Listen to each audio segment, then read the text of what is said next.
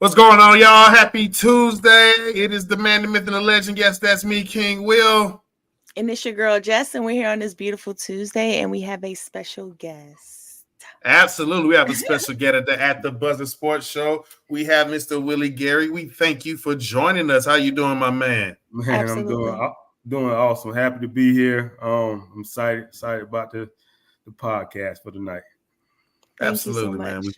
Thank you for coming. We definitely appreciate you for coming. So, first when we start off is we like to give our guests their flowers. So, Mr. Gary, let's start off. Tell us a little bit about yourself, how you get started, and how you rose up in the ranks and everything. Let us know. Well, hi, Willie Gary. I'm originally from Valdosta, Georgia. Played at Valdosta High School throughout my career. I started a couple years. We always wanted to wear that black and gold. That was the key to start. To be a starter. And from there, I got a scholarship at the University of Kentucky. Started all 4 years at the University of Kentucky. That was the Hal Mummy days. We threw the ball around a lot with Tim Couch and all those guys. And then from there, got a shot in the NFL with the St. Louis Rams. So I was there for approximately about a year and a half. And then from there, I went from arena football with the Georgia Force here in Atlanta. I moved to Atlanta in 2003. Played with the Georgia Force for 6 years, and then got into coaching. I coached arena football. I coached collegiate football at Clark Atlanta University, North Gwinnett High School, Shiloh High School, and then I landed back at Berkmar High School for the last 10 years now. I did 7 coaching and 3 as the athletic liaison for the last couple of years. So, absolutely. Nice. So, which hat you like the most? Is it the football hat, the coaching hat, or the athletic liaison hat? Which one you like the most? Man, I love football, man. So I'm gonna put it like this: playing was awesome, but I deep down inside, coaching is my thing. That's where I thrive. So I got to make a decision here soon. I'm gonna go, whether I go all the way in administration, go back to the coaches rank. My daughter's a senior in high school, so I got the lead way to do whatever I need to do. So, absolutely. So we'll see. But hey, coach, football is my love. Football has opened a lot of doors for me, and I have made a lot of friends and built a lot of relationships. So, absolutely. So, what do you think is because you was with the St. Louis Rams, right? Correct. Yes, and you was in that game, right? The infamous Tom Brady game, or am I wrong? Yeah. No, you're right. I mean, he came. Tom Brady's first Super Bowl win. Yeah. Super Bowl win. I don't want to bring bad memories. Super Bowl 36. They kicked the game with a field goal. We were 14-point favorites and all that good stuff. The greatest show on turf. Yeah, greatest show on turf. You can go all the way back to Deflate and Femin walk. Yes, I was in the middle of all that mess. So what would you say? Who do you think is the because I'm obviously never will be a football player, never will be in NFL, but you was there. So you were a safety, am I correct? Yes, I was. Yes. Did you have to try and tackle Marshall Faulk? 100%. And did you? But be honest with you, I'm be totally honest with you. Nobody could touch Marshall Faulk. Facts. I mean, no. So Marshall Faulk did not get tackled in practice. Oh, he did. Okay. Absolutely. He did not get tackled in practice. Oh, you could tag off on Marshall Faulk. Okay. You were not tackling Marshall Faulk. Facts. And Okay. I'll be honest with you, it was so crazy where if it was a contact drill where we were going to go a little bit somewhat live, because we'll wrap up, throw it up, keep each other up. They would take Faulk out of practice and put it back up, running back in. He was that. But he was that good though. So he was that Facts. good. They didn't want to get him hurt. And my husband, you know my husband, he always says that you almost picked off. You said you almost picked off Peyton Manning. Am I correct? Yeah, you almost had him. That was probably, he might have been talking about college days though. Oh, college days. Okay, my fault. Yeah, I would say Kentucky. He played in Kentucky during the Tennessee days. Yeah, that was my freshman year. I ain't gonna lie. Peyton Manning threw that ball so hard, hit me in the helmet. Boom. and bounced out. But that was my freshman year. I think Peyton was a senior that year. So his Heisman, that was his Heisman. Whatever it was, I don't know. I don't know if he played 3 years or 4 years, but it was last year. Hey, yeah, Peyton, man, yeah. It wasn't exactly the year he was supposed to win the Heisman. Charles Woodson won it that year. Everybody thought he was going to win the Heisman. That's when Charles Woodson won it in '98. Yeah, 98. So from all your years of playing high school ball, college ball, professional ball, in your eyes, what is the best athlete you've ever seen in your eyes? Like, I always hear people say it's different when you see it on TV from when on the field. Who's the best athlete you ever seen? Man, I ain't gonna lie, man. I gotta give it to Vic. I was on the field with Vic. Oh, wow. Like, I actually got in the game that game. I think because I played a lot of special teams, and I was my rookie year, and we ended up jumping out on the Falcons at home. And so I think Vic wasn't even. That might have been his rookie year. I don't even think Vic started. I can't remember exactly. But anyway, Vic was in the game, and I was in the game.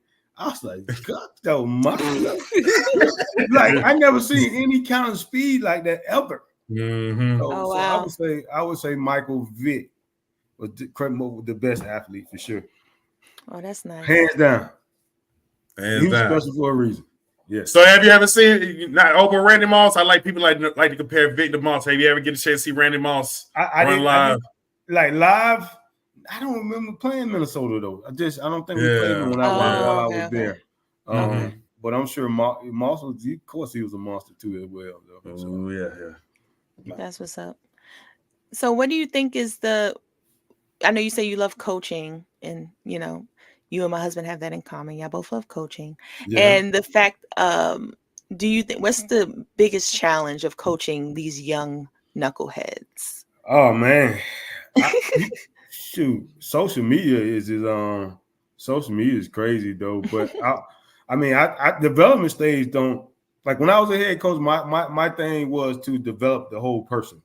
That means that mental and physically, I want to develop that child. Meaning that we're gonna work out. I want work ethic. I want all these other things. But on the mental side, I want you to get ready to become a young man. And then I still the yes ma'am, no sir. Respect was one of my biggest things. Man, now with all that said, these kids looking on the phone and they think that they're supposed to be like this and like that. Social media is such a big present, whether it could be good or bad. I know as my last few years, it's like, man, what are they looking at? Where are they getting this stuff from? Social media definitely was probably the biggest challenges trying to keep our kids on the, focus. But however, I don't think that whatever thing I'm trying to steal in a kid, I still think old school works. Don't get me wrong, because we develop a lot of kids. We changed a lot of kids' lives there at Berkmar. So I still continue to pour into the kids. So that hadn't stopped really. I'm not hands on every day. So. And what's your take on NIL? Well, college, I'm really good. College, I'm good with. I wish it was fair. I wish it was spread out among teams. I wish it was a big pot. Whoever collected whatever money they collected, they would tier it. Basically, tier it, say starter, backup. Third string, whatever you would say, walk on, and just kind of tier it and kind of be fair to everybody. But I get it though. Some names are bigger than other names, and maybe you pay those guys a higher percentage, but let everybody get a piece of the pie when it comes to the collegiate ranking. I think some teams do that. I think I shouldn't have what Shedeur Sanders making. I don't know how many million dollars he's making, and then I have a starting corner that's getting like 10,000. I don't know. I'm just throwing it out there. I think it should be spread for sure. And before high school, I'm not sure about high school yet. I feel like that can. And I know they get it. They're starting to get it too. I just feel like they should have a plan where whatever money they're collecting, they shouldn't be able to touch it till their sophomore year in college or whatever. I don't know. That's understandable. It should be something where they shouldn't hand them $200,000 coming out of high school to go to sign with Alabama. No. You know what I mean? Yeah. You can give them 200, but get what? You might touch 10,000 the first year, might give you 20 the second year, and then if you're responsible enough, then we'll let you do it. Because I don't know. It just feel like it's gonna it could get out of hand if we don't get it under control. It will absolutely get out of hand. I am a big college fan. I've been a college football fan for years, so I know how it is. These players have been getting cheated, gypped. Y'all been getting done, 100%. Not getting a piece of the pot for years.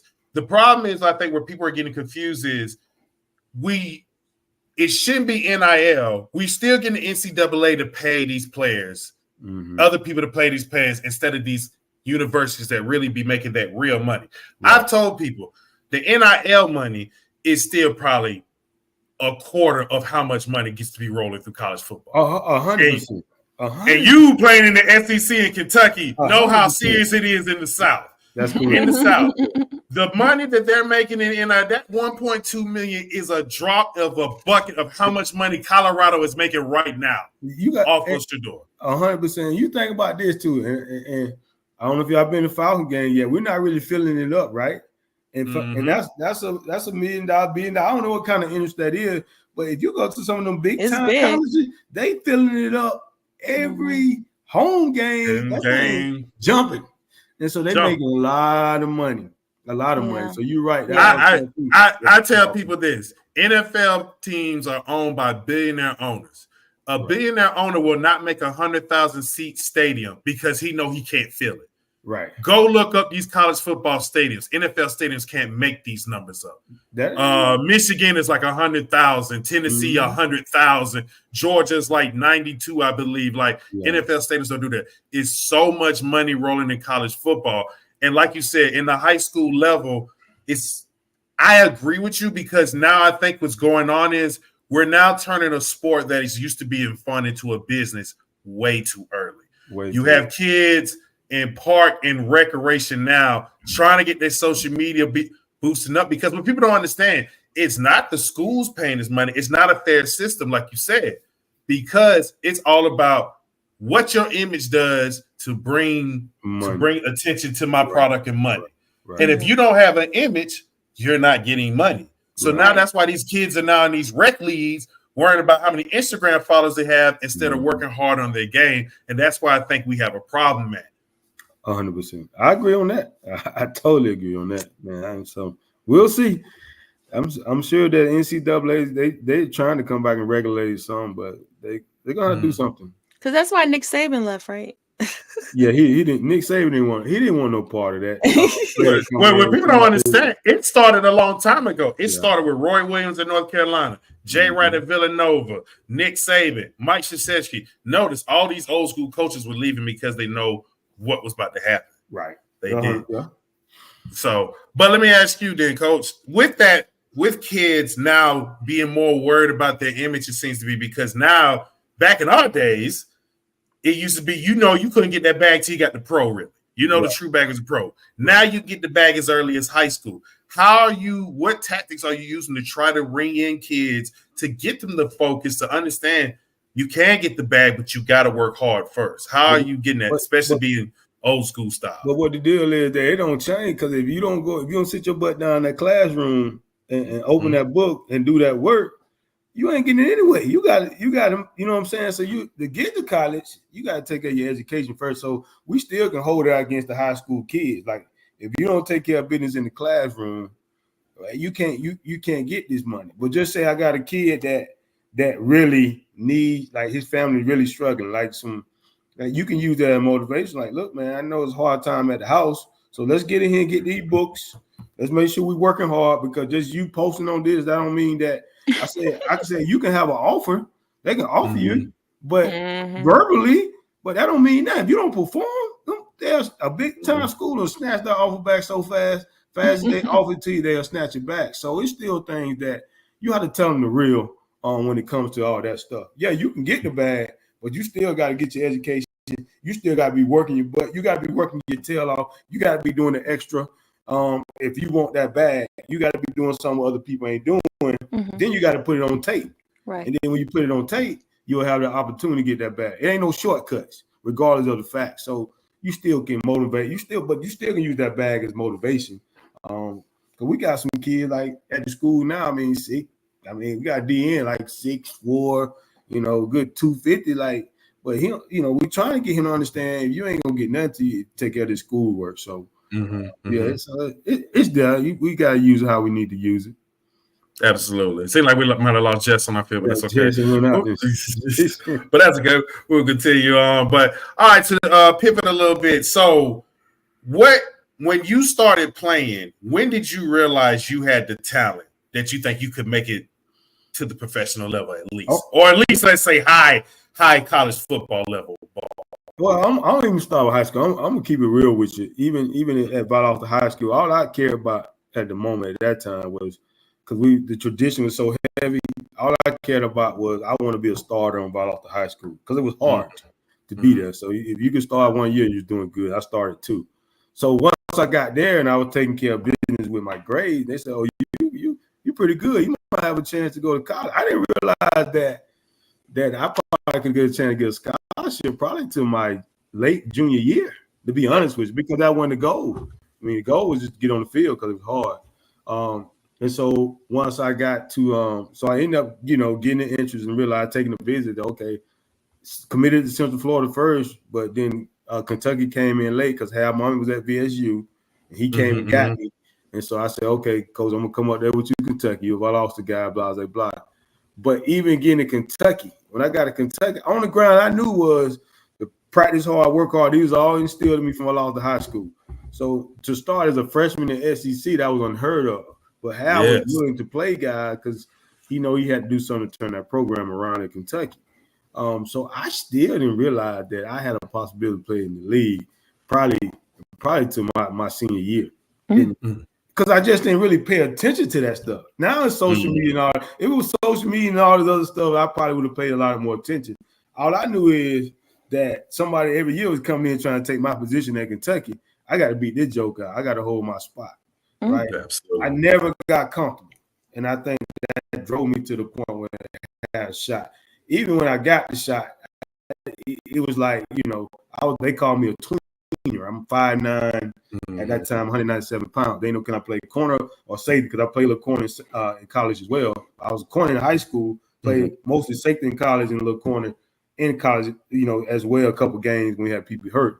So it was just one of those things, man. I just put my head down and I was just been a grinder. I'm not a typical, I don't have a typical pro body, you know what I mean? Like absolutely 205 pounds. I mean, I'm 5'9", 190 something, So right.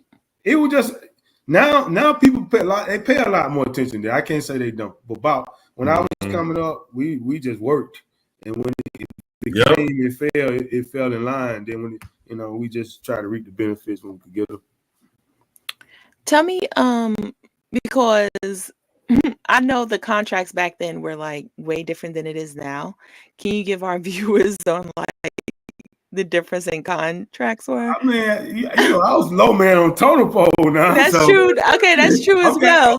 I don't know what I mean. Kurt Warner and Marshall Falk still making millions of dollars back then. You think so? Well, compared to now. No. Now it's crazy. That's what I mean. I don't know what Kurt contract was, but Kurt would be making what some of these quarterbacks now. What they making 40, 50 million a year? I don't know. No, I know he wasn't making that, right? I want to say like he 2 wasn't making million. that. So I don't have saying my first contract. I had a rookie contract was I want to say $309,000. Oh, that sounds nice. Yeah, I'm just saying though, but I'm the low man on totem pole though. Like, that's true. That's true. We still had guys making millions of dollars, but these contracts now are just like crazy.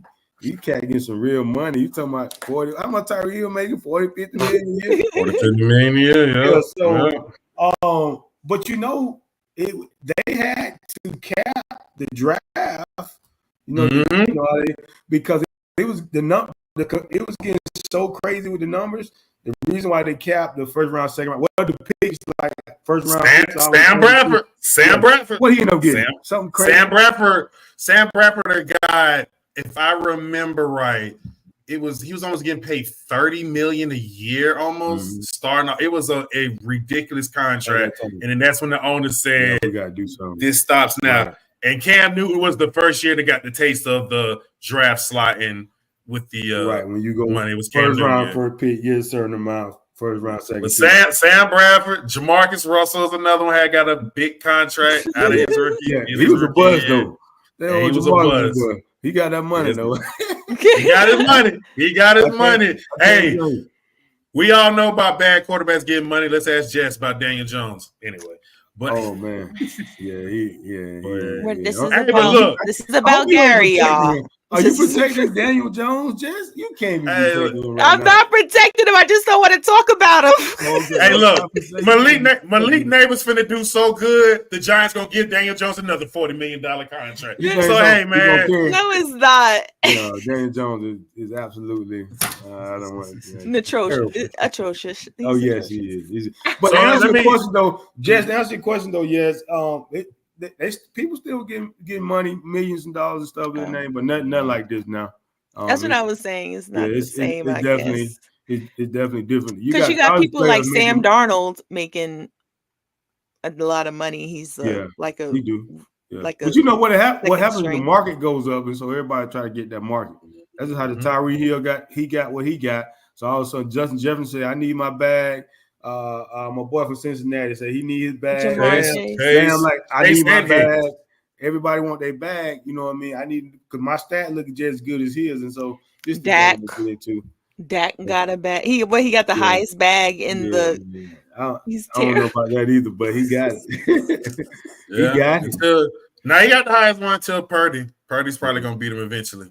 It's going to keep going up. But you know, once they get it, they go downhill, baby. You know, once they get that bag, it seems like something happens. Something happens. You're rich now. Yeah, right. I'm still gonna work, but I ain't really got no concerns. Absolutely. Right. So you being from Atlanta, being from Georgia, I'm guessing you're the fan of those Falcons, I'm guessing, right? Man, I'm gonna be honest with you. I'm gonna be totally honest with you. After that Super Bowl year, man, my Falcons, man, the Falcons have let me down so much, man. I just thought having an NFL team. I only had it. So I'm telling you, I was in my house, Super Bowl, and I wanted revenge on Tom. Yeah, Falcons about to get it. I'm shooting fireworks in the back of the yard, first half, boom, going off, man. Oh, we got this. Third quarter, we got it. Going downhill. I said, but I was so mad at the coaching. That game. So how would you have coached the game? Tell me how would you have coached it? Well, we stayed now I could be totally wrong if I remember correct. From my understanding, we ended up staying in man coverage. We came out, we did a great job first half. Then we played a lot of man, we kind of shut Tom down.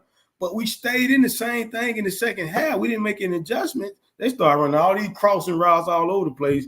And they're gonna adjust. That's one thing Belichick gonna do. He's gonna adjust. He's gonna figure it out. Tom Smart too. And I just don't think we adjust. Yeah, we made some mistakes. We should ran the ball on offense, this and that. But just think about it. Our defense still gave up a lot of points in that second half. And I seen the same coverages. I see no adjustment. You have to fool Tom Brady. You got to do something different to make him think for half a second. But I don't think it was just that, right? Don't you think it was him also not running the ball? Right. Yeah, it was that. It was that too, though. Yeah, we didn't do much on offense either. But I'll say it like this: Shanahan not running the ball causes the defense to be out there longer because that's what these guys that throw the ball a lot. That what happens? They tie out their defense because you're doing 3 and outs. You put your defense out there, 3 and out defense. And I remember watching that game. I believe it was when they scored before halftime. I turned to my wife and I said, New England's about to come back and win this. And she said, well, I said they shouldn't have let them score during halftime. That's just too much momentum coming in. And I had a feeling that defense was starting to get tired. If you go back to that game, you can tell by the second quarter the defense was starting to wear down. Right. But also it's that game. It's a couple of I know because I could break it down, but it was a couple of fluky passes here and there. But if Shanahan pretty much would have ran the game, but this is why I always have my Matt Ryan slander because if you're the MVP and you're Matt Ryan, you figure that out and don't lose 28. Right. No, I agree. Okay. I agree. Tom Brady probably would have checked out a call out of that, man. He probably would have handed the ball off and said, Coach, you know what we're doing? And would have been over there fussing with Belichick. But they might probably won the game too. Absolutely. And also, what is the impact did playing in the NFL have on your personal life and relationships? I'm be honest with you. First of all, the NFL is business. I can tell you that. So you gotta understand. Even when we look at the whole perspective of everything, college, that's a business. If you want to look at that as well, business is business. But the most positive thing I got of all this is building relationships. Relationships is definitely that can make you or break you sometimes. Like you can have all the education in the world, when if you ain't got the right relationship, it won't get your foot in the door or things of that nature. So I just still think the relationship piece is just huge, man. And I sometimes have done a terrible job of keeping up with people and continuing that bond. And I ain't gonna lie, I have, but I do know they're important for sure. Nice. All right. And then so who was the toughest cover you had in your career, college and NFL? You know what? I'm always start with practice because I'll be honest with you, Torrey Holt was probably one of the toughest. Ooh, nice. NC State. To cover because I'm gonna tell you why. He was way faster than what you thought he would do. He could almost run every route full speed. like you know how some receivers have to break down. Torrey was and then be gone. We're like, man, hold on, man. So he baptized when I first got to the league. But I just seen him do it to a lot of guys, and I think they couldn't tell how fast he was moving. He's very deceptive in his speed. So coverage, well, I had to give the Torrey, and I'm gonna give it to those guys because we had a good between Torrey Holt, Isaac Bruce, Oz Hakeem, and Ricky Prohl, but we had some really good receivers. Have you ever went against? Well, y'all didn't go against Denver. Did you go against Denver Broncos? I can't remember. Who you just tell me now. But I'm pretty I know it was just funny because you were like, I don't remember. No, did you go against Shannon Sharp? I ain't never get a chance to go against Shannon Sharp. Okay. I was trying to think of other players. Well, I probably had to cut that big joker, man. But Shannon a strong dude. Which gave me a question. What was one of your toughest tackles then? Who was the toughest person you may have to tackle? In the league? Yeah, I played in the SEC in your too now. That's what I'm saying. In your career, SEC. It could be SEC. It could be. Let me tell you who I had to see in the SEC. I had to see Robert Edwards. I had to see Kevin Falk. I had to see Robert Edwards, Kevin Falk. I'm missing one. Jamal Lewis, Travis Henry. Jamal Lewis and Travis Henry. Yeah. I ain't had to go nowhere. I had to see all of them. You had to see all of them. And I tackled every last one of them. Travis Henry ran my teammate over so bad, but I was embarrassed for him, boy. I'm talking about the cheese went straight over me and kept trucking, man. He was tough. I say Travis Henry probably was tougher than all of them, man. That's a strong dude, man. Be for real. Yeah, he was. Yeah, Travis Henry was when you hit him, he felt like a rock. Nice. And so even in the league, I think Travis Henry was the toughest guy to tackle that I had to tackle from the league in college. So for sure. Got it. All right. Now I guess we're gonna wrap it up with this one because I know we got the South Georgia connection. Valdosta, like I said, I'm from Jessup, Georgia. Oh, Jessup. Ain't nothing in Jessup, man. Hey, look at it. Hey, I ain't lying. You know, ain't nothing in Jessup. Hey, there's plenty in Jessup. There's plenty going on in Jessup. We had some pretty good talent, but I admit we didn't have the talent that Valdosta had. I ain't saying nothing about talent. I'm talking about ain't none of them roles back there. It's small. It's getting there. Hey, look here, man. It's getting there. But explain to people how they don't understand how big football is in Valdosta, Georgia. Like I explained this to a lot of people being from South Georgia, that when Valdosta won the Winterville title, that I said, oh no, that's definitely understood. Explain to me how big football is in Valdosta. Man, I'll be honest with you. So this is probably the best analogy. So if you ever, this is what they always say, if you ever go to a Valdosta Lions game, everybody in the city's at that game. So they used to say, if you want to break in somebody's house, just wait till the Valdosta Lions game because everybody's going. I'm just saying it what people say because everybody's going to be at that game. It was at the point when I was in high school, people would sit on top of roofs of houses around the stadium and stuff like that because it was so full just to try to watch that game. I don't know where this comes from, but that football and Valdosta, even Lounge is kind of caught up with Valdosta. I'll be the one at this point, and you just grow up. I'll be honest with you. You grow up with a football in your hand. You grow up dreaming about playing for the Valdosta High. You can even say Lounge at the moment, and it just people really care and love, and people really support football in Valdosta. I always tell my guys, like, man, use that as a platform because I always think Valdosta small town. I'm not saying any opportunity there, but sometimes a lot of friends, a lot of people I know have got stuck and didn't end up doing much. I call it stuck, not stuck as in you played football, then you didn't know what to do next, right? Mm-hmm. You didn't go to college, you was kind of mediocre with your grades, but it's still a lot of life, still a lot of opportunity. I ain't gonna give anything they were doing, but just try to get them to. Even when you come to Atlanta, there's a whole bunch of opportunities here to do a whole different thing. So just to kind of get them, sometimes out of a small town, but but that it's big, man. It ain't nothing like Wintersville, and Valdosta High School. It's kind of crazy because when it was the Olympics in 1996, did we have Olympics? Yeah, it was 96 in Atlanta. So Valdosta High School, we came up on a bus and we was actually in the parade. Parade that was here for the Olympics. Oh, it's big, man. Yeah, it had nice. So, and then one more, before we go ahead, I want to ask. I'd like to ask all my guests this. Okay, if you have a chance to, if they say I'm gonna give you $1 million, but you got to choose one of these tackles. Okay. Like this is you in your prime, okay? This is you in your prime. You young, you vibrant, eating good. I tackle anybody, so I'm good. Okay, you get to choose this. Is either you win your $1 million, but you got to choose one of them. You got to choose to tackle Derrick Henry or Lamar Jackson. Which one would you think you would tackle? But you got to tackle them. Which one's your best chance? Open field. I'll take Derrick Henry. Okay, you know what? I know how to get them big ox down.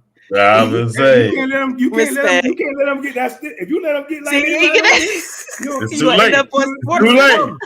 I'm gonna cut big Derrick Henry butt down, man. Them legs up. And I'm gonna attack him. Like some of them get up there and get scared and stop pitty patting. No, you gotta get to him right now. You can't even give him a chance. You know what I mean? You can't. By the time you're sticking that arm out, I'm already hitting your legs. And so respect. I take Derrick Henry. I get. You don't want to get shook from Lamar. Lamar kind of fast, man. I don't know. Because Vic. Well, you saw Vic, so that's kind of like Lamar. I'll be honest with you, Lamar like a Vic when it comes to running that ball. But Vic still has some. I think Vic still has a little some more. Lamar's great. I feel you. But Vic had a little some. Yeah, no, I feel it's close though. It's close. I can't lie. Very close. Yeah. All right, you know what? And I know this is going to be the last one because I just thought about this one. Because you are a corner. No, I got to ask this because you are a corner. You play defensive backfield. I love asking corners this. Mm-hmm. Who are your top 5 corners of all time? Oh, great question. That was better than mine. That was good. Oh, man. I gotta take Jordan, boy. I'm staying with Champ Bailey now. Oh, okay. Champ fire. I'm gonna tell who y'all. There's Revis. There's Revis Island. There's Revis. So you got Dion, you got Champ, you got Revis, of course Dion was. I mean, you can't leave Dion out. Charles Woodson, Rod Woodson. You can go all the way back to Willie Brown. You got Dion Woodson, Champ Bailey. Keep going. You keep naming. I can't remember. I told you my mind. Let's see. You got what's my boy name? Mel Blunt. I'm going back now. I went back now. If you want me to go a little bit more current, Richard Sherman. Charles Woodson, Rod Woodson, Charles Woodson, Champ Bailey, Dion. That's my top 3. I don't even know if I like David Revis, man. Revis. Yeah. In his time, though, Revis was that guy. They stayed in there for a long time, so I can't hate. But it still was something about, But what about how about Darryl Green? Darryl Green was another one. Darryl Green. I'm telling who y'all really who really I thought was a good corner. He was tiny though. Fred Smoot. Y'all don't remember Fred Smoot? Oh, I know Fred Smoot. I I'm definitely know about Fred Smoot. I don't Played really for know him like that. Washington. I thought Fred Smoot was tough, good. Man. Yeah, Fred Smoot was tough. I thought he was pretty tough. I ain't saying he top 5, but he just came in my mind like he was tough. Yeah, he was tough. Now you made me think back. Fred Smoot, Dre Bly. That's an old Dre, good. I played with Dre. Dre didn't want to hit nothing, so I can't, Yeah, Dre didn't like to hit, but Dre would try to get an interception, take it home though. Oh, he'll do that. Yeah, Dre. He definitely do that. I still talk to Dre out of all the people I played with. Really? Still talk here and there. That's good. Oh man, Dre Bly used to be one of my favorite players back in my day. How about Aeneas Williams? Aeneas Williams, that's another one. He played in the league for about 13 years. He played all for Arizona. Yeah. He came to us though. He came to St. Louis last. Yeah. At the end. Last 2 years. You all right. He came in as a man. I was like, I ain't gonna say it that time. I said, how did old man be out here doing this, man? Cause by that time, Neil looked old, man. Yeah, he was old. He's still out there balling though. You know the game. Would Ramsey be in there too, or no? Yeah. Not yet. Yeah. Not yet, right? I would say. I would say he when it's all said and done. Sometimes he takes too many chances. Sometimes, but yeah. Oh, I mean, that's a hard say though. Somebody put theirs down. One put Champ, Dale Green, and Ned Williams, Jack Tatum. Come on, talk to me. You gotta tell me where Jack at. I don't know about why Jack won. I'll say me. I'll go Deion, Champ. This ain't no order. I'm just gonna give you my 5. Deion, Champ, Rod, Charles. Now you talking about that last one. See, I'm a Steelers fan, and I really want to say Mel Blount. I'm a Steelers fan. Yeah, Mel Blount. Okay, Mel Blount. I got Mel Blount there. Now, if you throw in safeties, I think Ed Reed. Safeties. Then it's Ed Reed and Palomalu up there. Yeah, Palomalu. My idol was Ronnie Lott. That's who I. Ronnie Lott too. Yep. That's who I took my game out. I seen Ronnie used to knock people head off. So that's kind of what my that's how I made my living. I was a hitter. Right. Ronnie Lott. All right. Well, hey, Willie, we appreciate you for coming by. We definitely thank you for coming over, giving us time, man. Anytime you want to come and join the show, please let us know. Okay, no problem. No, I appreciate y'all having me. Of course, I had a great time. I'm like an old person. Usually I be in the bed about 20 minutes, like getting up at 5 in the morning. I don't know what time the Ross Pohill go to bed, but I go to bed. He'll be in bed soon. I know. All right. Well, thank y'all for joining that. No problem. Thank y'all for joining the At the Buzzer Sports Show live, and we will see y'all Thursday. See ya. Thank you for joining us. Thanks, Gary. You're welcome. Absolutely.